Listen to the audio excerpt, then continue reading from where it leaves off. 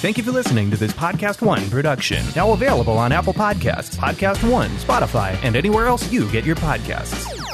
The following program is a PodcastOne.com production. From Hollywood, California, by way of the Broken Skull Ranch, this is the Steve Austin Show. Give me a hell yeah. Hell yeah. Now, here's Steve Austin. All right, everybody, welcome to the Steve Austin Show. I am coming to the mean streets of Los Angeles, California today. Sitting here at the rental crib at 317 Gimmick Street. Right next to my illustrious wife, Kristen. Now, I was back here in this bedroom, Kristen, and there's only a chair here. It's a single chair. I got a little ottoman that you got on Amazon. I got my Pearl Beer neon clock on the floor. And there's a lamp on the floor. There's a couple of shades hanging in front of the windows here. And I stepped this room off a while ago. It's 11 feet by 10 feet. That is my podcast space. I ain't even got a table up in this sumbitch. And then you come in, because I've been struggling here to come up with an open after running my errands, going to get some gas in my Bronco, all the idiots out there on the streets of Los Angeles not using their blinkers.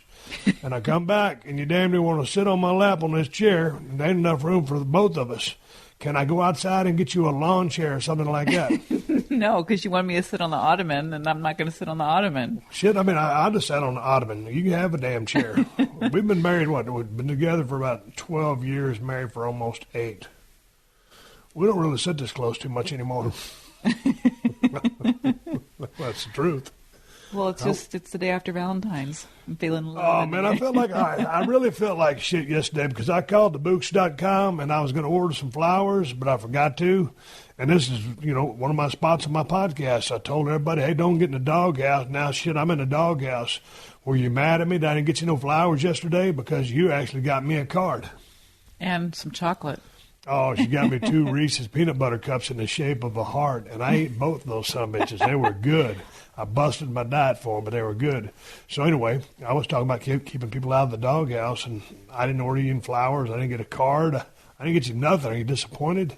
No, I'm not too disappointed. You're not too disappointed. So you're somewhat disappointed I didn't do a goddamn thing. Actually, it doesn't really bother me at all. So, but we don't really do that kind of stuff. Yeah. Yeah, but I mean, if it is, it's kind of like it's cool, but... I thought about making you one. Get a piece of notebook paper, fold it in half, You've done that before. Yeah, when I was too stupid to go buy something properly at the damn store. But, it was from El Corazon, the heart. That's Spanish for the heart. Well, I did do some online shopping yesterday, so you technically did buy me something. Well, what did we buy? I bought myself a new pair of shoes. Okay, that's a good Valentine's gift, ain't it? Good, yeah. Yeah. Put your shoes on and go do some shopping. Goddamn refrigerator in there is chock full of stuff, and there ain't nothing in there that I eat. What's the deal with that? It's the skinniest full-size refrigerator I've ever seen in my damn life. You got to put everything in there sideways. Plus my Blue Apron stuff. I tell you what, Blue Apron's one of the sponsors of this podcast. My wife's having a field day with this shit. Yes, I am. What do you like so much about the Blue Apron? I like it because you don't have to measure anything out. It's all measured and done for you. You just mix it all together and you have a dinner. It is so simple, and that's a shoot. Everything that comes in there, you just put it in, and it works. Yeah. Even I can get it right. You could.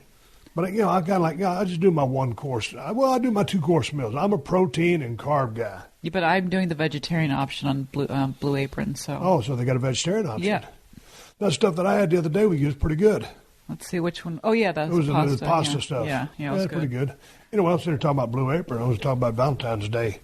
Well, why don't you go over to Walgreens today and get me some Reese's Peanut Butter Hearts because they're 50% off today. Because you ain't going to eat them. And I'll end up eating them. Okay. It'll be about 2 in the morning. I'll be on my little zombie patrol, and I'll go in there. My willpower will be like at an all-time low, and I'll scarf those motherfuckers down. That's why I ain't going to go buy you some. And here's the thing. When I do get you some and you hide them, sometimes I'm about 500 because sometimes I find them, sometimes I don't. And sometimes I'm glad I don't. But sometimes I'm frustrated when I don't. And we're in this new place, so you wouldn't even know where I would hide anything. No, we got so much shit next door from the remodel. They're putting in this garage because the mud guys there, they're putting all the shit, the mud, stucco, whatever it's called, getting all the walls skimmed, skim coat, make them all a smooth texture. And they brought all this shit. And we had one of my gun safes brought over here. Your piano was over here. The dining room table is over here, so we ain't barely got any room to put anything in and the garage is already Yeah, so by the time I go out 2 there feet and by look, 3 feet. Yeah, that is like, you've heard of a one-car garage? This is a chute. It's a one-car garage. And when you pull in that motherfucker, you might not have room to open your door and get out. You probably have to crawl out Dukes of Hazzard style through the damn open window. It's not even a one-car garage. It's more like a motorcycle garage. Yeah, I can put my little scooter in there. Son of a bitch. This place is starting to get on my nerves. I mean, I've settled in. It's kind of our home now, and it will be till about April, middle of April, whenever hell it's going to be. Have you talked to Randy, the contractor, and got some 411 about when we're going to be able to move back into our house? Because it's looking really nice over there. It's very open. The granite guys still got to do all the counters. I mean, there's a shit ton of work to still be done. But what's the ETA? I don't know. It changes every single week, so. Do you want me to buy you another chair so you can sit in here and do a podcast with me or what? No, I'm fine. You know, I got some pretty cool people coming up on a podcast, but it's not like really I got a place to podcast. Hunter McIntyre came over the other day, and I dragged the table into here and I had to turn it sideways and get it through the door, and that was a pain in the ass. I think I'm going to talk to one of the Five-Finger Death Punch guys. And who else am I talking to? I talked to some other... bodybuilder. Oh, no. Tom Finn, the powerlifter's coming by in a couple of weeks. No, next week he comes by. I see him all the time on Instagram and Twitter doing all kinds of crazy feats of strength. I think that guy's got a couple screws loose. He might need to get into the business of pro wrestling. What's so funny? My wife did not know me when I was in the business of professional wrestling. Goodness. And sometimes when people send me stuff on questions at SteveAustinShow.com, and I'll play the YouTube video link, and she'll look at it and she'll shake her hand and goes, "Man, you were crazy back then." Yeah, you were. Well, but I've mellowed out. I ain't crazy no more, right? You're just crazy in the head now. Crazy in the head. What's that supposed to mean? Like you were physically crazy in the WWE. Okay. So now and mentally too, actually. Now it's just a single layer of craziness. But you with your special education background, I think that's what makes us such a good 1-2 combination. Well, I'll take it. Okay. So what's on your schedule today? You done? Well, I had to take Hershey and Mula to the vet. How's Hershey doing? She's getting better because she had that pneumonia. I still have to keep her on antibiotics for another probably 2 weeks. So if it's the longest case of pneumonia I've ever seen in my life. Yeah, well, she had that bout of sort of pancreatitis that one week because somebody left the egg yolks in the garbage for her to get to. I didn't expect the dog at 12 years of age to get into the damn trash can because she never was really a trash dog. Well, nonetheless, it flared up. And so, anyway, she ate 12 egg yolks. Yeah. So the high-fat content threw her pancreas into a cattywampus state, and she had to take some antibiotics for that on top of the walking pneumonia. Well, how's Mula? Her ear infection gone? Ear infection's gone. All cleared. We've got a nice, healthy, happy family over here in this house. Yeah, we're sitting so close to each other looking out this window. I'm going to need a shoehorn to get out of this son bitch. A shoehorn or a crowbar. I'm going to have to call 911 to get the paramedics to come over here with the fire truck, go through the window, and wedge me out of here. We might be stuck here. People will come here in like a year, and there'll be two skeletons sitting here with microphones in their hands. Yep, looks like this is where they recorded their final podcast. No, but it feels good to be so close to you, baby. What are you doing? My wife is rubbing on my head. Are you trying to seduce me? I don't have a choice but to rub on your head because you're so close. I can't put my arm anywhere else. Weird feelings where it's like, hey, man, when you have to be sitting, we're married, but sometimes when you're sitting so close to somebody, you got to put your arm around. Yeah. It's like, okay, just make sure you don't touch that person. You can touch me because I'm actually your husband, okay. But you know the situation I'm talking about. Oh, man, I wish I had something to talk about. Man, I went to the gas station a while ago, and I was feeling kind of trying to get my creative energy up for the podcast. I tell you what, I put in my CD player, Pantera cover of Cat Scratch Fever, and blasted that thing on repeat. So I got about 8 doses of it at about 150 decibels because of that 95 Ford Bronco I got. I got a pretty badass sound system with a sub in the back and all that shit. So I was wound up pretty good. And then I go over to the gas station on the corner of Lincoln and Venice, and there's this dipshit in there in a damn black Audi, and he's got his glasses on. He's just sitting there texting. Audi seems to be like the hipster car now. What is the hipster car? It's a fine automobile, but this guy just sitting there. So I give him I'm looking at it through the windshield like I'm kind of giving that heads up look like, hey, I'm pulling up into this pump. You're facing the way that I'm coming. So I'm giving you a chance since you're fiddle fucking on your phone and you don't have the hose in your gas tank. You're done. I'm giving you a chance to go through. and passed me by here on my passenger side. Of course, this goofy motherfucker keeps looking at his phone, so I pull right up to him about 2 inches from his bumper, get out, and start gassing my damn Bronco up. And, of course, finally, he has enough wherewithal to back out. It's like, I don't understand. People are such shitty drivers, and everybody got their head up their ass these days over these goddamn smartphones. Well, look on the bright side. He wasn't driving and texting. No, he wasn't. But I told him, I'm trying to give him a heads up because, the gas receptacle on the Ford Bronco is on the left rear quarter panel, so I got to pull all the way up. And he's, gas tank is at the back of his vehicle, so he's pulled up like our vehicle's about to start kissing. And mine's going to win that contest because I'm four-wheel drive. I'm riding up a little bit higher than him. So it's like, hey, man, I'm trying to give you some courtesy here. Work with me. Fucking people. I don't get it. Well, I did see an article this morning, something about millennials. They did a research or a study that millennials are poor drivers and or drivers that don't have much regard for other drivers. They don't give a fuck. The younger set doesn't give a fuck. I don't understand it. The millennials. I'd never heard the word millennials till I did that podcast about a year and a half ago with Vince McMahon. But now I get it. They're not talking. I got a lot of millennials that listen to the Steve Austin show. So I ain't ragging everybody, but hell, even if you and I would still be considered in the baby boomer section of people. That we were, or I was right on the cutoff date. You might actually be a millennial, but I'm a baby boomer. I'm not a millennial. I'm just one young. Well, you're kind of lazy. I'm kidding.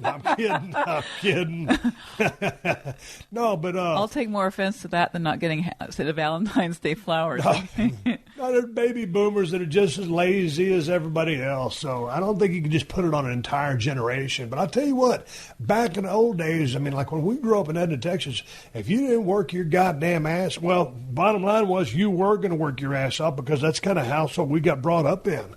Well, you know what I noticed when I go to my mom's house? She lives in a 55 and older senior community, but most of the seniors there have their adult children living with them, which is strange because I would never move in with my mother. Yeah, but here's the thing. That's the fucked up thing about California. It's so expensive here, I can almost get it. Like when I came here from Texas 12 years ago and I saw the sticker prices on everything, I said, holy shit, are these motherfuckers crazy? And when these people move over to Texas or Nevada or some of the other states, they think everything's real cheap. So they drive the prices up because to them it is cheap compared to what they're paying in California. So I don't know how someone would come to this town, buy a crib, and just like on the west side, or in, just the normal towns, Venice, Marina del Rey, Santa Monica is very expensive, or Burbank. Had a couple of buddies live over in Burbank, but even shit over there's through the fucking roof. You can't find nothing here for damn near less than $1 million. You're going to pay, well, you got a close associate that just bought a crib, 2-bedroom, 1-bath, cost $700,000. Who bought that? Your friend. Oh, yeah, Amy did, yeah. Well, you ain't got to mention her name. Oh, sorry. Sorry, Amy. So anyway, but 700 G's. Yeah, it's a lot of damn money. For a 2-bedroom, 1-bath crib with a 4,000 square foot yard. Yeah. Not a 4,000 square foot house, a 4,000 square foot yard. So the entire lot's 4,000, including the house. That's incredible. Yeah. So like I said, man, I just don't know how people make it over here. And that was affordable for her. Yeah, you got lucky. You bought your house back in '99 when the getting was good. We bought. But it wasn't good when I was buying it. Well, I know. But, I could still barely afford it. Yeah, but like when we brought 316 Gimmick Street, we bought on the high side, and I was like, Jesus Christ, I'm going to get back in wrestling. Shit. Well, anyway, talk about the price of housing over here. Is anything going on in your world? You want to promote your Twitter account? Yeah. Hey, did you know that today is my second part of my conversation with Paul Roma? No, I didn't. You don't know who Paul Roma is, do you? No. But you don't know who anybody is in professional wrestling. Paul Roma's a guy I used to work with way back in the day, and he got into WWF. In about 84, 85, we already covered this part of our conversation last time I talked to him. Got part of a tag team as the Young Stallions. Him and his partner didn't get along. His partner was showing up to work drunk and stuff like that. Paul was having to work 3/4, 90% of the damn match. Everybody got tired of the other guy showing up blasted. So then he gets in with a real cool guy, Hercules, Ray Hernandez. He was a good dude. I always liked talking to him. Big-ass physique. They were a great tag team. They should have had a lot better run than they did. And then he goes back into a singles role. They fire him. Or he leaves. He leaves WWF. He leaves WWF, comes down to WCW. And, that's when me and Paul had a couple singles matches, had some tag matches. As a matter of fact, back when I was part of the Hollywood Blondes, Kristen, we were the World Tag Team Champions, myself and Brian Pillman.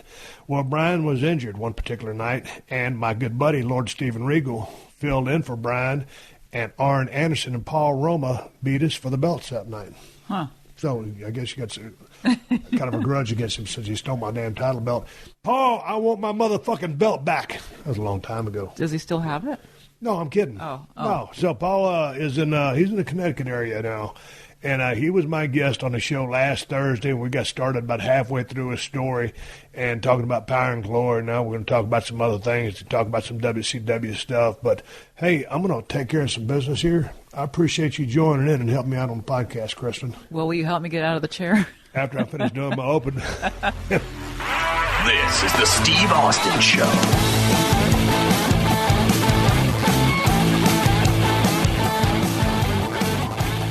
Geico asks, how would you love a chance to save some money on insurance? Of course you would. And when it comes to great rates on insurance, Geico can help. Like with insurance for your car, truck, motorcycle, boat, and RV. Even help with homeowners or renters coverage. Plus, add an easy-to-use mobile app, available 24-hour roadside assistance, and more. And Geico is an easy choice. Switch today and see all the ways you could save. It's simple. Go to geico.com or contact your local agent today. This is Steve Austin Unleashed. Hey, let me ask you a question. Well, I want to ask you a little bit about Power and Glory. Sure. Your pacing in the ring, man, even from your green days, you were never a guy that rushed anything from the early tape that I was able to get on you through YouTube. But in particular, like when you were a young stallion, Power and Glory, Pretty Wonderful, anytime you were single, you never rushed anything. Your pacing in the ring, you could hit the gas pedal, you were athletic, do high spots and stuff like that. How did you learn at such an early age the pacing that you had? You were deliberate. If you were a heel, you were in stalking mode. You were physical, great working punch. All your shit looked good. You laid it in, but you weren't crushing people. But tell me about your pacing, because I don't see you fumbling around for a bunch of shit. You everything that you did meant something. And as you know, Paul, one of the biggest mistakes green guys make is rushing things. I did it for about a year and a half, maybe 2, 3, maybe even more. Did Tony Altomar teach you that? Was that a Fuji, a Harley? No. Who was that? It came from my kickboxing. Really? My fighting. It's a stalk method. Like if I go into a restaurant, even today, I'll size people up in there. If something is to happen, I know if it's that guy, then I know what I'm going to do to take him out, and that's how I worked it in the ring. I worked it as a shoot, but I know it was a work, so I could turn it on, turn the jets on at any time. But my whole method behind it was to size up my opponent. That's how I did it. Almost like an animal stalking their prey, and that's how I look at them. How long did it take you to pick up the business? I mean, I know we talked about when the light went on, but now with respect to your fighting background or your kickboxing stuff, the light went on for you, but from a mechanical standpoint, did you grab a hold of the business at a rapid pace? Well, some people would say 6 weeks. And you would say? I would say at least 8, but 8 weeks? Yeah. 8 weeks in the business? That I had everything down and moving, and then I started, bringing things up to a higher level. Guys couldn't understand what I was doing at the school because they didn't have the athleticism. So when I was, doing things, trying things, like the straddles, running over people like a hurdle, catching a backflip off a backdrop, just different things like that. Someone give me a monkey flip and me landed on my feet. I say, hey, listen, monkey flip me, I'm going to land on my feet, and I try that. different things. Yeah. Well, take me back to your kickboxing or your fighting background. When did you start that stuff? I kickboxed, gosh, damn, I don't know. I had to be 16, 17, 18 in that area, about 16. A fighter, Matty Malisi, tremendous. I mean, he was like a Bruce Lee. The guy was like 135 pounds. I was 245. I could put my foot over my head, in a full stretch. And when this guy hit you, I mean, you felt all of 135 and then some. I was only allowed to fight the black belts because I was taking out everybody in the class. I'd get them in a compromising position, and then I let them know that I had them, and then I'd back off. So I had to fight the instructors because, I mean, they couldn't even leg sweep me off my feet. Wait, okay, here's the thing. I enjoyed it, man. But I've heard some stories of guys taking a couple of shots at you, and you told the guy, hey, man, I really don't want to do this.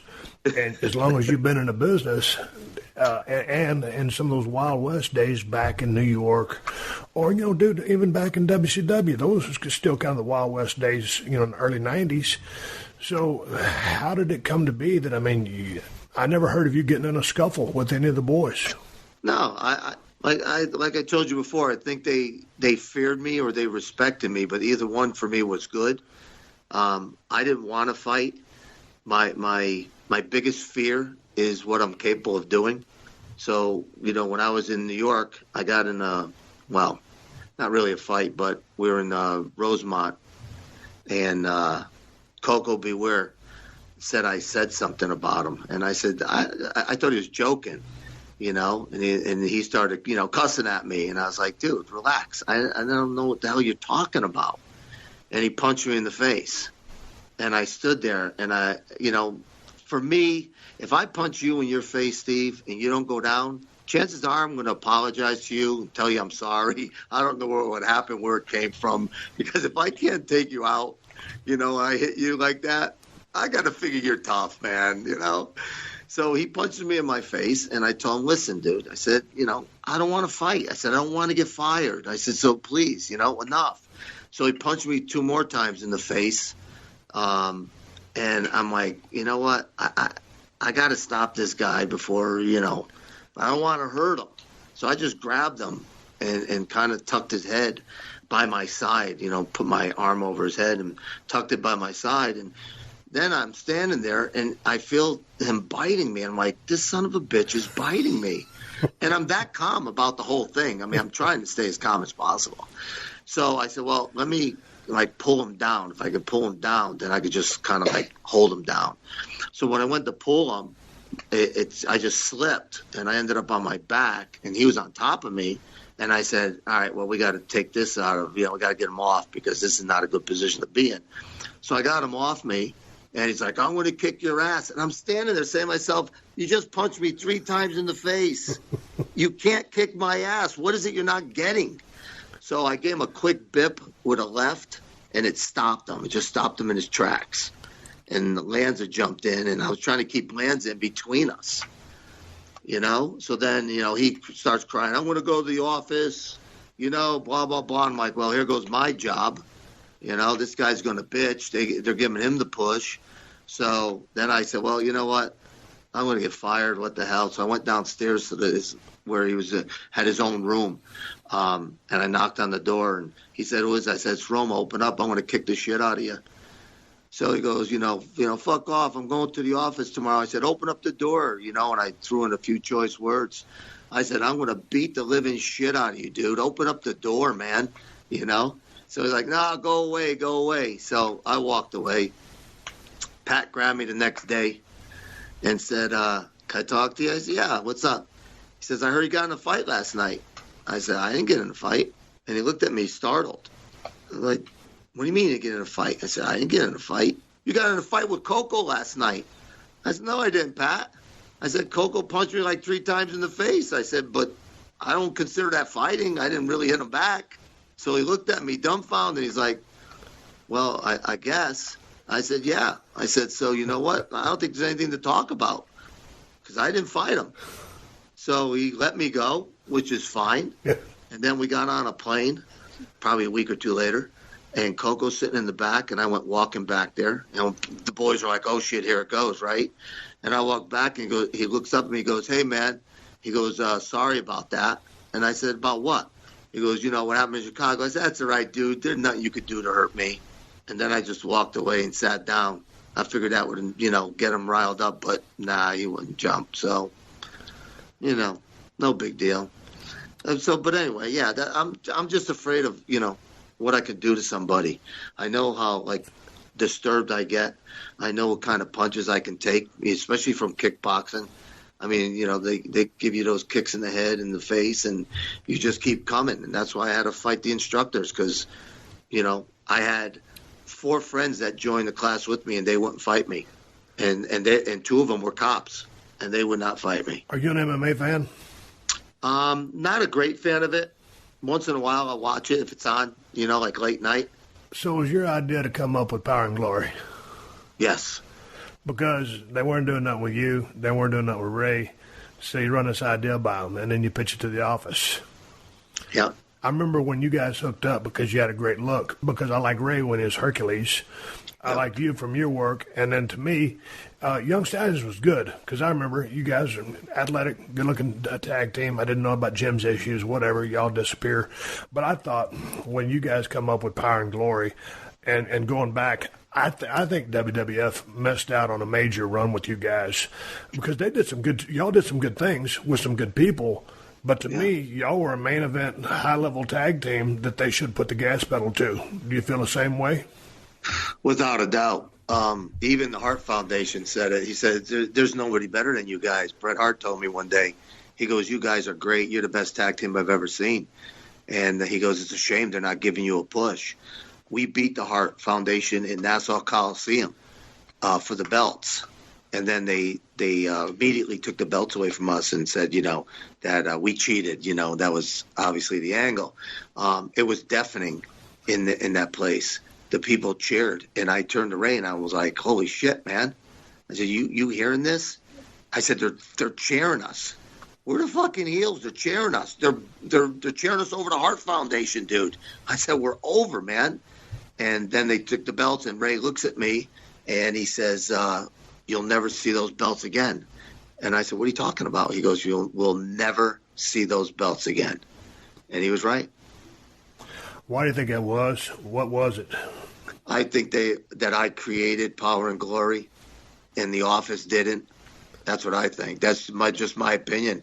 I think that Vince, like he did with Luger, he'll pour $1 million, $100 million, whatever he needs to do to get somebody over, and he wants to make it work. Not that he could with Luger because he just didn't have any charisma, but that's another story. But he didn't create us, and we were over. I said, why don't we get Power and Glory shirts? And he said, heel stuff doesn't sell. And I said, okay. I said, well, I'll tell you what, Vince, how about if I bankroll it and Ray and I keep the money from what we sell? And he goes, well, let me think about it. And then that was it. Nothing. Absolutely nothing. So, we had a good run. I mean, not a great run. No, it wasn't a great run, but they didn't put the gas behind you. The run was what it was, but by all accounts, with the combination, the chemistry that you guys had together, him the power guy, you the finesse guy, the move guy, the good-looking guy, he's the heater, strong. Yep. Dude, it was just a perfect combination. And with your athletic ability, you hit the gas pedal. I mean, and Ray could do great dynamic stuff anyway. But I just thought that it was a great tag team that it was one of those things that could have been a lot greater than what it was if they'd have just lit it up. You brought up a name, Lex Luger. Were you there for the whole Lex Express? No, I wasn't. Well, what happened? You brought that name up. A lack of charisma. What was his problem when he went to New York? I never spoke to anybody after that, as far as, what was going on and, why this wasn't working, why that wasn't working. He didn't have it. He just, you have it. He didn't have it. Vince could put $1,000 behind you, and he can get you. You can get, well, I should say he could get you over. You can get over. You're likable. You have a personality. Baby face, heel, it doesn't matter. People are going to love you. They're going to hate you. They're going to love to hate you. Luger didn't have that. He was just that guy. He wasn't he wasn't a good looking guy. I'll tell you if a guy's good looking. He wasn't a good looking guy. He was a big man, decent body, but he had no charm. And no matter how much money Vince put behind him, it didn't matter. He really had a hard time connecting with the people. I think when he was down there in World Championship Wrestling, working with Flair every night, Jesus Christ, I don't know, was that 88 or whenever it was? I can't remember. It's been so long ago. Or was it later? It might have been 88. Yeah, it was in that era. But, working with Flair for 2 years, and Flair got him over about as high as he was going to get over. And then I remember him leaving. I remember his whole run there. I watched it from afar.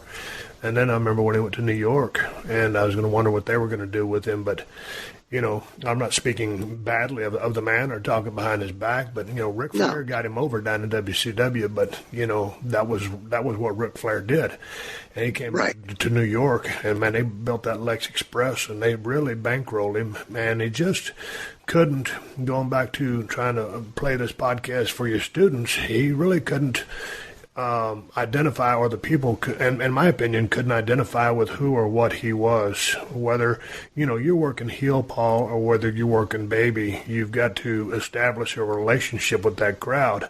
You're not selling yourself, but you're trying to get over in the form of love or hate. And he to me, he generated neither. Yeah, he doesn't have that it factor. He just doesn't have it. Again, people think that I hate Ric Flair. I don't hate Ric Flair. I try to tell people, they ask me, how was it, work as a horseman? I said, it was very confusing. When I was with Arn, everything was fine. When Rick stepped into the picture, he confused the hell out of me. We don't do this. We do that. We don't do that. We don't do this. We don't do that. And after a while, I was like, you know what? I don't even know what you're talking about anymore. You don't do this. You don't do that. You're picking on petty shit. You want me to go out there and beat the shit out of somebody? I can do that. Is that what you guys want? Well, no. Well, then what do you want? Well, we're not heels and we're not baby faces. Okay. And we don't do this. And we don't do that. If you're going to do that, do that. So, it is what it is. Hey, man, well, okay, let's come back to that. But let's close out WWF. Why did you leave the WWF? We were in France. Ray and I, and they were putting us in single matches. So I went up to Pat Patterson. I said, hey, Pat, what's going on, man? I said, you're splitting Ray and me up. Like, you're beating my big man out there, and you beat my big man. We're no good anymore. So he goes, oh, no, don't worry about it. Don't worry. I said, well, I am worried about it, Pat. I said, because, what the hell? Why are we doing singles? Well, we're going to do some stuff. Don't worry, though. We're gonna take care of you. I said, well, take care of me. I said, well, what about Ray? Well, he'll be okay. I said, he'll be okay. Okay doesn't work for me. I said, you're splitting us up. This is bullshit. I said, you know what, Pat? I'm done. And he goes, what? I said, I'm done. I had enough of this. So he goes, no. Listen. You're gonna be going home tomorrow. Think about it. I said, no, think about it. I'm telling you right now, I'm done. So I walk. So I go into Vince's office. After I get back to the States, I sit down with him. I tell him. He got all heated. I told him, I said, I gave my balls to you, man. I said, nobody worked as hard as I worked with the injuries that I had. I said, now you got guys that get a hangnail, they're out for a week. And then Vince started screaming, I took care of you. I said, you took care of me. I said, I could have lost my arm in that WrestleMania. And I still went out there because you begged me to go out there. Because we were wrestling against Demolition. I said, Ray had a torn groin. He re-tore it the night before. He could hardly move. I said, my elbow, they told me in the hospital I could lose it if I land on it, yet I still went out there for you. You took care of me? You do shit for me. So he swelled up, then started swelling up. And I said, you better sit your ass down. I ain't fucking playing with you. And he was at the under end of the table. I said, I'm done. I said, so have a good life, basically, you know, on my way. Walked out the door, never looked back. That was it. Goddamn. What was the deal with your arm? What was the arm injury? I messed up my elbow. So I went to the hospital, and they said, listen, if you land on this elbow, there's a good chance you could lose your arm. And I was like, okay. So I went back, obviously my arm in a sling that they put it in. And Vince was in a meeting, and they called him out of it. And he saw me in the sling, and he's like, you know, what the hell is this? And I said, I got to talk to you, man. And I told him what they told me. And he was like, please, Paul, please, I need you in this match. You know, that's why they cut the demolition match down to like 1 minute, because we were both a mess. And then they're like, you know, can you take that off his shoulders? And I'm like, holy shit. You know, I'm like, yeah, I guess.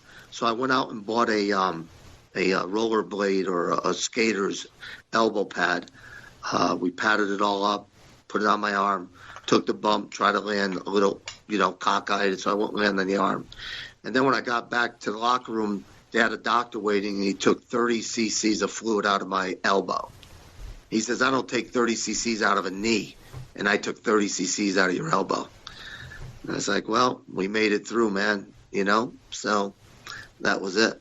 Then I went to TV like a day or two later in Vegas, and I walked in, they're like, yeah, you're not working. Just go relax somewhere. So what ultimately was the case with the elbow? I don't know. I mean, it healed, you know, whatever the hell it was. Okay, so you let me ask you this. You go out the door of the WWF. You walk into the doors of WCW. You call them, they call you. I was watching TV.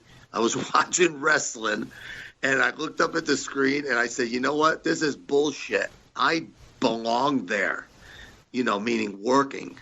So I called Janie Engel. Yep.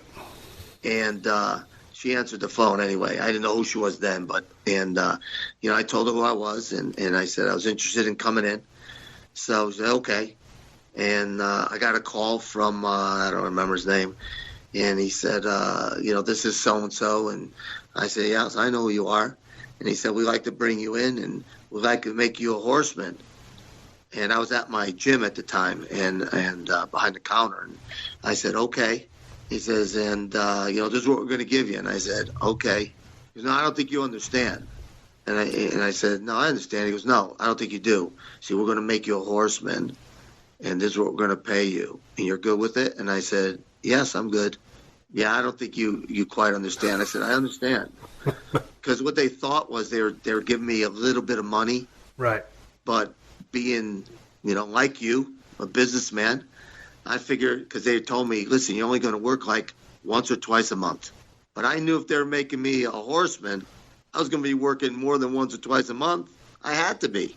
So that money was going to compound, you know, exponentially. So that's what I did. I went down there. Nobody knew. Dusty talked to me. It was an ultra kayfabe. When I walked into Atlanta, into whatever that building was, people looked like they saw a ghost when I walked through that door, man. And then I walked out to the stage, and Dusty looked at me, and he said, I said, hey, Dust. He goes, Paul, pre-Paul Roma. He goes, yeah, baby, come over here. Give me a hug. Give me some love. So I walked over, give him a big hug. He goes, Pretty Paul. You know what? That's what I'm going to call you. Pretty Paul Roma. And that's what he called me. Pretty Paul Roma. So what was the deal with the Horseman? Some people said that you didn't fit in, or it was some people's take that you didn't like being a horseman. What was it? Because you just laid down 10 minutes ago a bunch of rules that say, we don't do this, we do this, we don't do that. And they kind of, I don't know, there's a bunch of rules being laid down there, what you do and you don't do. And I heard you on another interview say, like, hey, man, when the boss says, or the powers that be, we want you to be a horseman, what are you going to do? Say, no, I don't want to be a horseman. Hey, that's a pretty good gig. Or you're going to be the world champion. No, I don't want to be the world champion. So you get handed this gig. What are you supposed to do? Turn it down or say yes? Because you're looking to cross into a different promotion. So you're a horseman. excited about it before you meet everybody, or you probably pass by them if they came through WWF. But what was the story on your first entrance in? Heat, no heat, ambivalent? They brought you in with open arms? What was the fucking story? Because I hear so many conflicting things. Well, I mean, I went in there happy, going to be a horseman. Obviously, Dusty welcomed me with open arms. Ole Anderson grabbed me, pulled me in a little room and said, hey, listen, man, he goes, they told me that, you're a good worker. We want to put women in the seats. You're a good-looking guy. You got a good body. So, I goes, I don't know. They say you're a good worker, but I've never seen you work. And right off the rip, I said to myself, you know what? I think this guy's full of shit. I mean, how could you bring somebody in? You don't know how he works. You've never seen him work. Come on, man. You pulling my chain, I'm saying to myself. So right off the bat, I'm like, okay, this guy's an asshole. I don't get along with him because he's already lying to me. I just got to assume that. Is it wrong to assume? Yeah, but you know what? Come on. You don't look at the product before you bring it in? I find that really hard to believe. Right? Yeah. All right. So now I go over, I put my tuxedo on and they announced me, and obviously, these people don't want me. I'm from WWF. They don't want me. I don't fit down south, whatever. I don't give a shit what they want. I'm going out there, so I go. And Rick lays down this speech that was the best of the best. I mean, him and his mouth. He's phenomenal.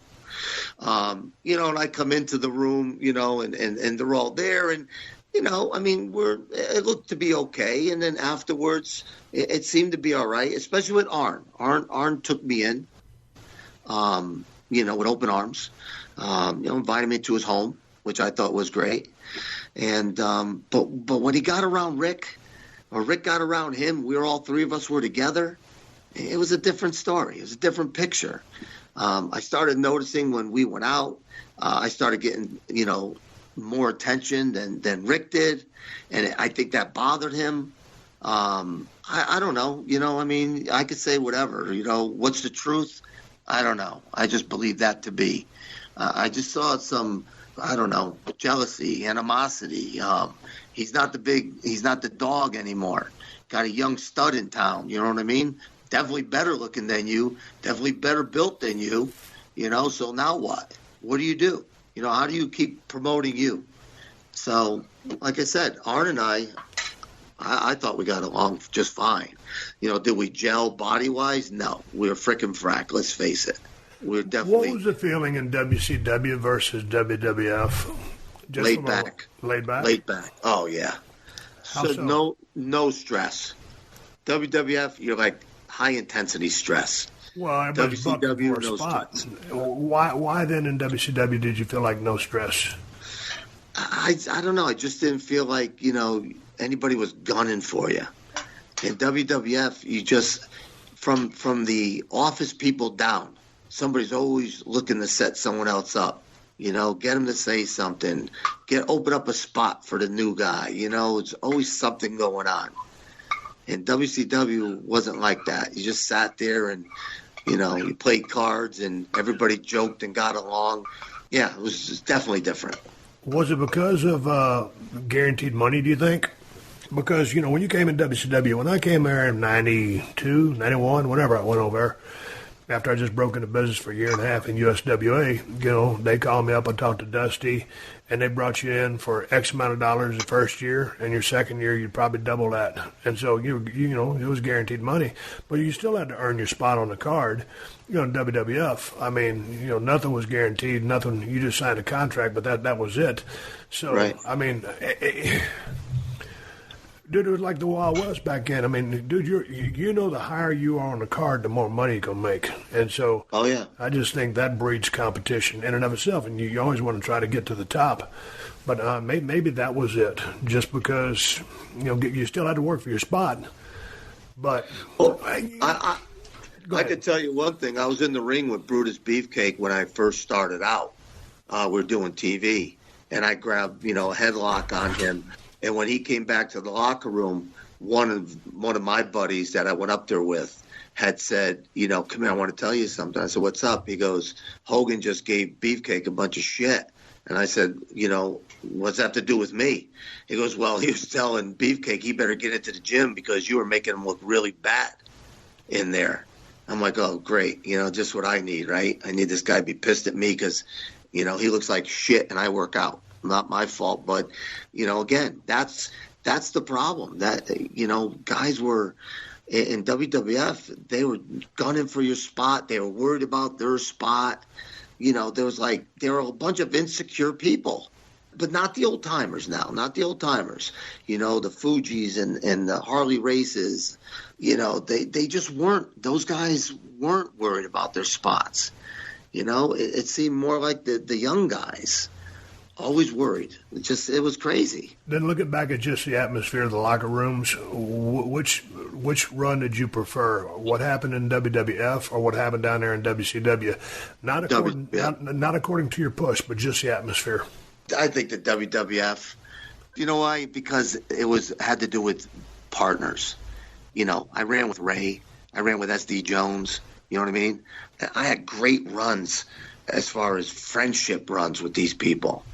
Yeah, so when I went down to WCW, until I hooked up with Orndorff, when he walked up to me and said, hey, I think you're going to, he did, like he said, he comes up in my face like, hey, I think you're going to put us together. I'm like, oh, that's great. He goes, you like that? And I said, well, yeah. He goes, oh, I'm so glad that you told me you liked it. And I said, yeah, dude, are you kidding me? Me and you together? Absolutely. He goes, got to come up with a name for us. So I said, well, just give me a minute, man. Let me think, So he walks away, and all of a sudden he walks by me, and I go, holy shit, I got it, man. And so I go, come here, I got our name. He goes, what? I said, well, you're wonderful, right? Wonderful. He goes, yeah. And I'm Pretty Paul, right? He goes, yeah. I said, we're pretty wonderful. He goes, I love it. He goes, ooh, I love it. Let's go tell the agent now. So we ran in and told the agent, and that's the name we went with. How'd you like hanging around Paul? Oh, he's tremendous. He's aces, man. I love his hunting stories, just the family guy that he is, stand-up guy that he is. You hand them something, you don't have to worry about him, taking it from you. It's a rarity, man, when you find, the chosen few people that you could actually put your life, give them your life and say, will you take care of this for me? And it's going to be there when you get back. Yeah, I agree with you, Paul. But that was Paul, stand-up guy. If Paul shook your hand and looked in the eye, told you something, that was it. End of story. That's how it was. Whether it's good, bad, and different.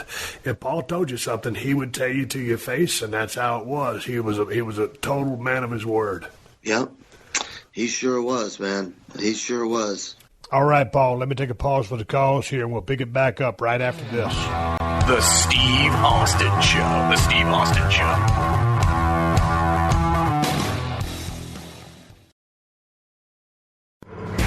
Steve Austin, Unleashed.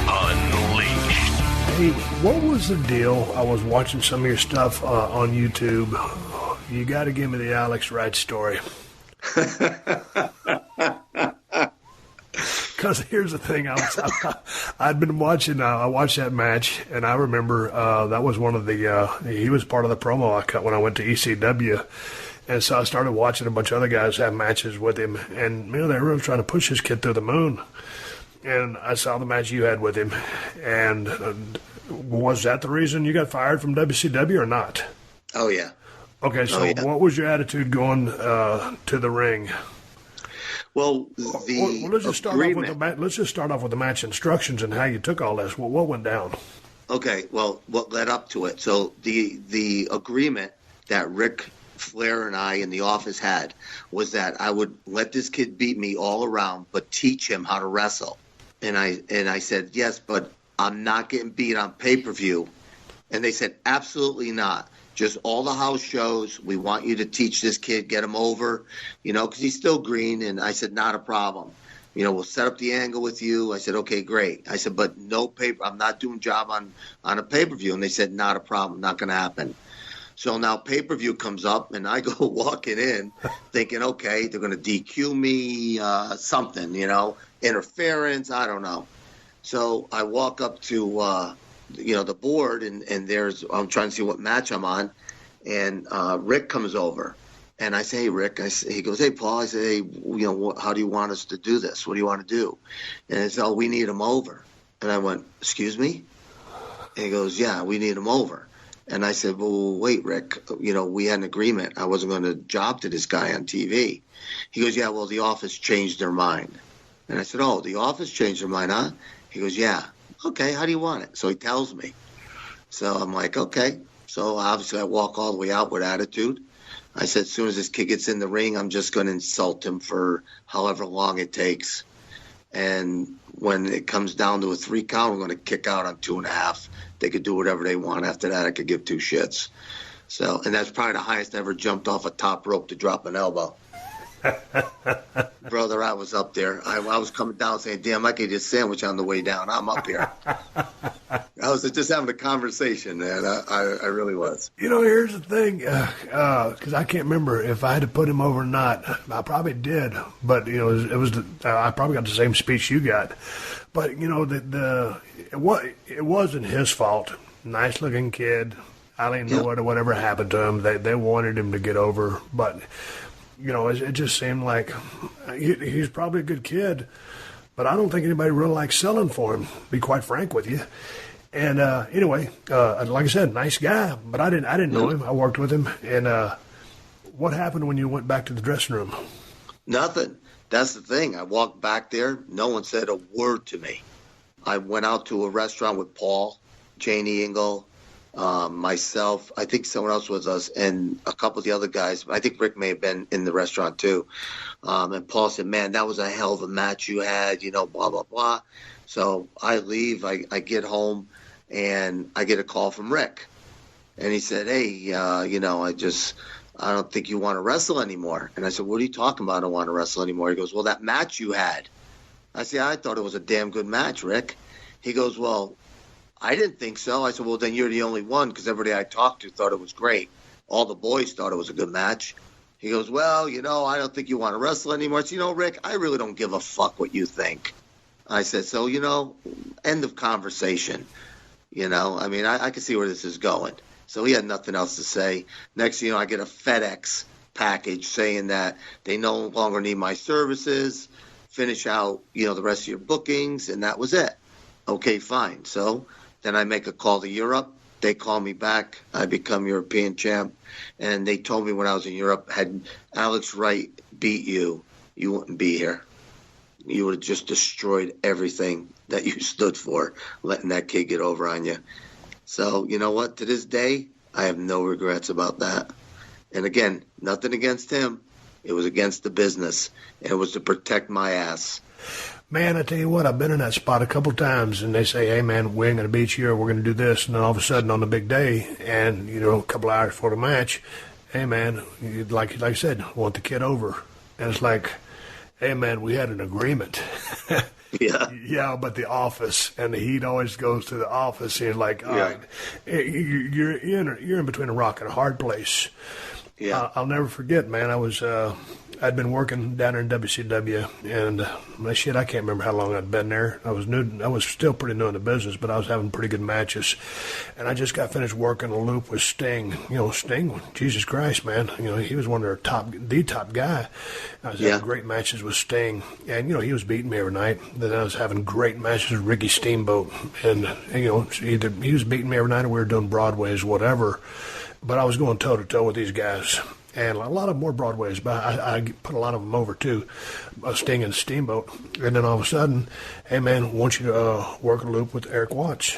And so we start working Broadways with Eric Watts. And I'm thinking, okay, 15 minutes. And then all of a sudden, hey, man, we want you to put the kid over. And I was like, man, I just got finished working some hellacious barn burners with Sting, Steamboat, and I was good enough to do Broadways with the kid, and now you really want me to put him over? Yep. And Grizzly Smith was giving me these instructions. Well, I remember Grizz. Yep. I said, Grizz, I ain't doing it. And he goes, well, Steve, why not? I said, I ain't. I said, man, I've been having these bust-ass matches with Sting and Steamboat, and I don't see myself getting beat by Eric Watts. And nothing against Eric Watts, but, shit, he was just 6 months in the fucking business. Yeah. And, there comes a time, not in everyone's career, you're either going to get fucked on money, and you got to learn about money. You got to learn about the business. We keep going, trying to get this thing back to something that your students can take away from it. You got to learn the money game. You got to learn the political game, or how to play your cards, how to be a businessman. And then sometimes, as part of that businessman, is when to put your foot down, because, they told you that you weren't going to get beat. Then all of a sudden they pulled the rug out from you, and you got to do the favors. Well, all of a sudden that rug got pulled. It was only a spot show. It was a house show. But I said no. And the very next day, I think that show was on a Friday. The next business day was a Monday. And I got called right into Dusty's office, because once I refused, he put the call in. We did a Broadway, and that's when I got called in. He goes, Steve, why did you do that? And I told him, I said, hey, man, I said, I think I'm better than that. And he goes, this almost cost you your job. I said, well, I'm sorry about that, but that's just the way I feel. And anyway, they kept me on, and I didn't get fired. But I held my ground, and that was just one thing that I had to do at that time. Yep. And you know what? And this is what I tell my students. I said, listen, I'll never ask you to stop being the person or the man that you are. But don't do anything, in that ring, to disgrace who and what you are. You got a problem with someone, take it outside. Don't do it in there, man. There's a place for everything. Live and die by the sword that you're wielding, because that's what I live by. The sword cuts both ways, but if you're good with the way it cuts you, then you could live with that. I can live with the decision that I made, as you made that decision, and who knows where it would have taken you had you done the job in that spot show. You don't know. You can't go back and relive it. But I know in my heart that it was the right move, and when these guys, my students, get in these independent shows, and I tell them, listen, man, you got to start thinking what's best for you. How many people are out there? 10, 20? And you're getting paid what? $10, $20? Is it worth $20 to get beat in 30 seconds by some jabroni? No, it's not. $20 isn't going to change your life. So start thinking along those lines. Where you are on the food chain. And I'll tell you something right now. I have guys, Steve, in my school that right now, hands down, can work for any organization. WWE, NXT, any of them. I mean, my heavyweight champ, Richard Holiday, Matthias Williams, House of Pain, Sergeant Murray, Big Jim. I got a rookie, this kid, RJ. You talk about the perfect kid coming up, he listens. And these kids are like my kids now. I watch them, and I'm this proud father when they have this phenomenal match, and my guys, I think I told you, my guys had a ladder match the last month. It was the best ladder match I've ever seen in my life. These guys can hang with the best of them, the absolute best of them. Hey, man, so how long are you working with these kids? What's the course consist of? How do people find you or get into the school? What's the system? Well, I mean, it's Paradise Alley Professional Wrestling. And I really remember the movie Paradise Alley? Of course I do. Terry Funk was in it, among others. Hell yeah. I kind of liked that thought pattern, when I had opened up the school. I thought it was just along those lines in my brain, so to speak.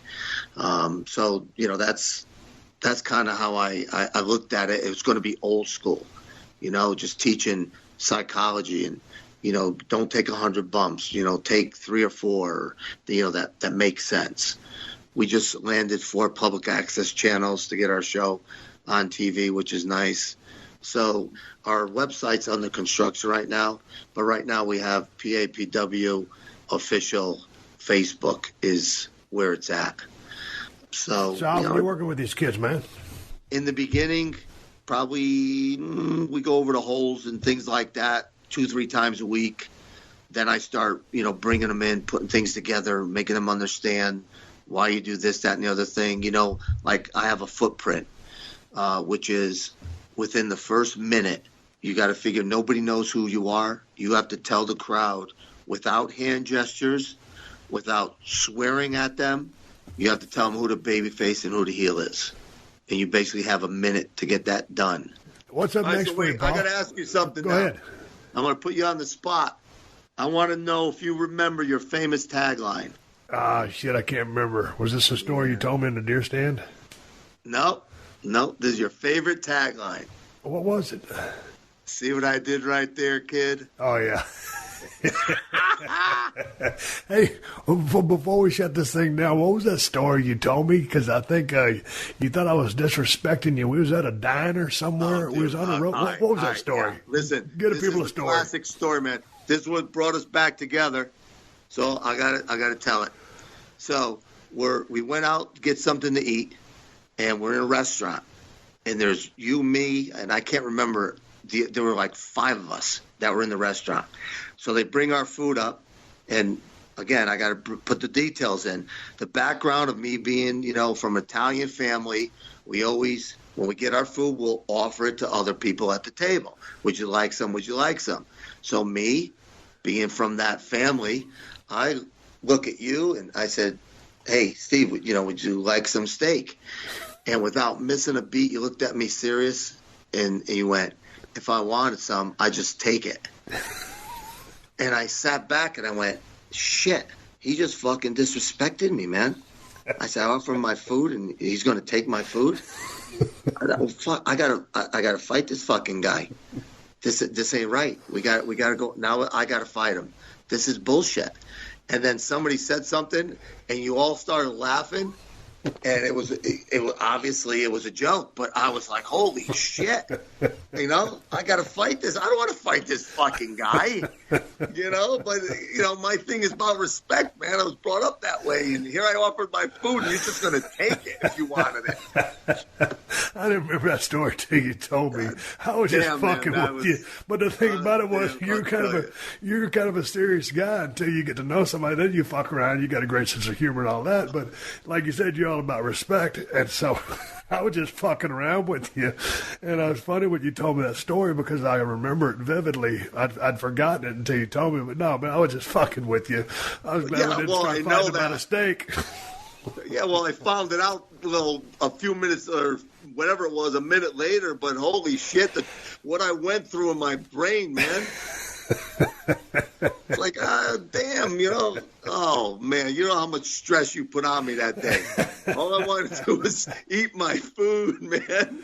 I had to sit there. I wasn't even cutting it. I stopped. I'm like, damn, all this shit's going through my head.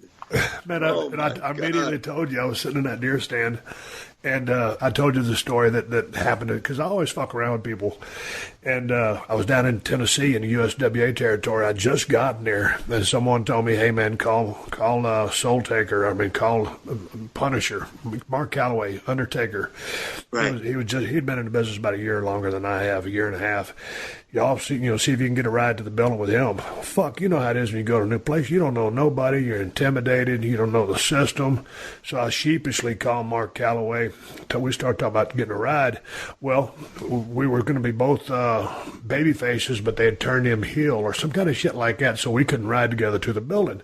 So I had to find a different ride. It was going to be a six-man tag match at night, and for sure, because we were on opposite sides of the ring.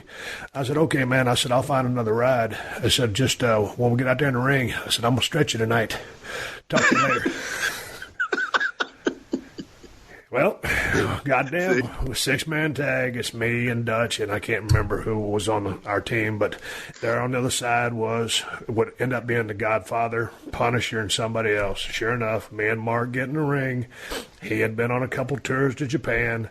I was a fucking Jay Brony out of fucking Chris Adams wrestling school. And, Knew how to take a flat back bump, and that was about it. Didn't know no sugar holes, didn't know no shoot wrestling, didn't know a goddamn thing. So because I had disrespected The Undertaker, he perceived me as smarting off to him, proceeds to put me in a couple of Japanese shoot holes. You know he's a big MMA fan to begin with.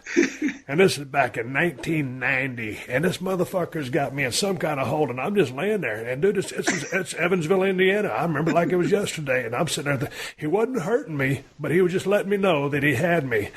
And so I was just sitting there, goddamn, finally he tagged out, and I tagged out, and Dutch Mantel was on the corner. I was on the other corner. Other guy was working in the ring, and he looked at me. It was in front of about, 75 people. He goes, "What was that all about?" I said, "I don't know." So, sure enough, they ribbed me again. He says, when you get in there, go pick up Soul Taker, Godfather, and give him a body slam. So I'm like the idiot kid on the playground, right? Tell him to go do something, he does it. So all of a sudden, me and Soul Taker / Godfather in the ring, hell, I pick him up and slam him. He said, we get through the match. He comes up to me in the dressing room. He goes, "Hey," he goes, "if you're going to come in there and give me a slam," he goes, "either let me call it or tell me you're going to give it to me." So I'd really pissed him off by picking his big ass up and slammed him. So we had Willie had to come to Jesus meeting with me because I didn't fucking know. So, goddamn it, but you and me got crossways on that steak, but I was just fucking with you. But anyway, goddamn it. I'm gonna ride. I gotta go get my ass in the gym. Hey, let me ask you a question. You were talking about bodybuilding earlier. Yeah. I didn't know that you had competed. Yeah. I know you. Obviously, you were born with great genetics. What are you doing right now with your training? And how's your body feel after all the years in the business? You lasted about 14 years, give or take about the same I did. Well, I got 2 knees replaced. No shit. Full replacements. My elbows, like yours, are all messed up. Lower back shot, neck's still messed up. But I can still move, man. Hey, listen, speaking of moving, why don't you bring some old-ass, over-the-hill wrestlers on your damn show? Like me. I'll be 58 in April. I'm ready to tear someone's ass up. Come on, man. You done with a Broken Skull Challenge? Sure. Figure something out, dude, man. I'm good to go, dude. Dude, we had a guy out there. I think he was 56, 57. I can't remember. But, I mean, that guy came out there and ripped some ass. And he was impressive. Yeah, but he has all his body parts. Oh, I know. That's the thing. I didn't know that you had both knees replaced. Oh, yeah. Yeah. Hey, on a pain scale, 0 being pain-free, 10 being like shit, where are you at on the pain scale as far as everyday life? Wow. You know what? I'm good. I guess because I got so used to, I'm at a comfort zone. So before, I'd say, "Oh, how are you doing today?" I'm like 8. Now it's different. Now, I guess because I'm so used to 8, I feel great. Yeah. I mean, that's screwed up, right? That's pretty fucked up. But, I mean, that's how it is. I mean, maybe it's because of my young wife. I don't know. She keeps me young. Hey, man, I never knew you to be one to have any drinks or just even being into pills or nothing. What was the story for you? Because you kind of ran solo. Yeah, no, I didn't drink, smoke. Was that because of your bodybuilding background, or you just who you were? Longevity, I hate to get into that body's a temple thing, but I mean, and that's why I think, not toot my own horn, but I think that's why I look so damn good today, and I can still get in the ring and run it. Yeah, people with good genetics, they always piss me off. Well, I hope don't get me wrong, and don't get me wrong. I'm not discounting all the hard work you put in the gym, because you can have good genetics and not look like $1 million if you just sit on your ass. So obviously you put in the work, but like you could probably eat a dozen glazed donuts and not pay for it the same way I am. It goes straight to my waist and goes straight to your jacks. That's fucked up. And listen, my wife hates it too, but at the end of the day, I do try to. I'm getting older, man. I try to stay in good shape. That's it. That's my thing. I got a bunch of young kids into school, and if I got to slap the shit out of somebody, which I never had to, I will. But when I hit that ring, when they're pissing me off, they clear out like cockroaches with the lights turned on. Because they know the shit is on. I'm going to hurt somebody. All right, goddamn it. If I ever come down that neck of the woods, I'll stop by the school and I'll bring you a steak dinner on me. Well, yeah, but I'm not going to offer you it if you give it to me. Hey, let's ride off into the sunset. Paulie, you on Twitter or anything?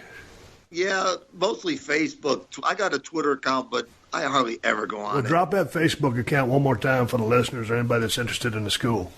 Oh, yeah. I mean, listen, we're the number one, all joking aside, right now in the Northeast, we're the number one independent wrestling organization. We run shows every month, and they're always for a charity, which is great. It's just PAPW official Facebook. So if they look up that, they'll be fine. And once we get our website up, we'll put it on there. But, yeah, good stuff, man. You know what? It's great catching up with you. It seems like, honestly, it just seems like, I haven't spoken to you in a month.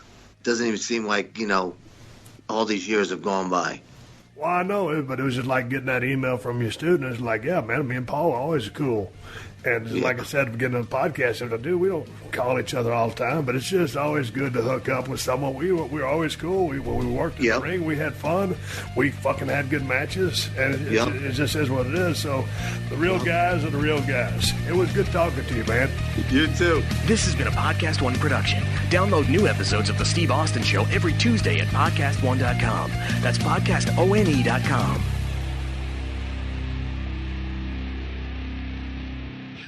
Watch Yellowstone for free on Pluto TV. All this weekend, Pluto TV is streaming a marathon of seasons 1 to 3 of Yellowstone, the show the Wrap calls a smash hit series. Pluto TV also has hundreds of channels and thousands of movies and TV shows like Mission Impossible 3, Gladiator, CSI, and more.